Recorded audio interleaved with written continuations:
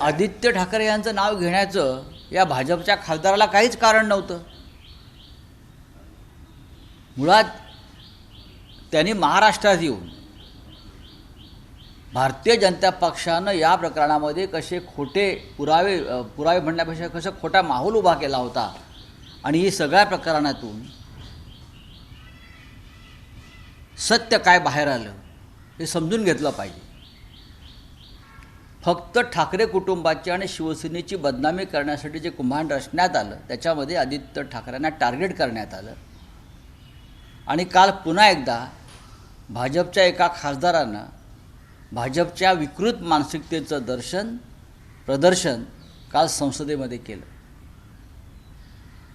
अशा प्रकारे पार्लमेंटचा गैरवापर करणं हे अत्यंत दुःखद आहे आणि नरेंद्र मोदीचा भारतीय जनता पक्ष कोणत्या खालच्या पातळीवरती गेलेलं आहे हे काल पुन्हा एकदा आम्ही पाहिलं।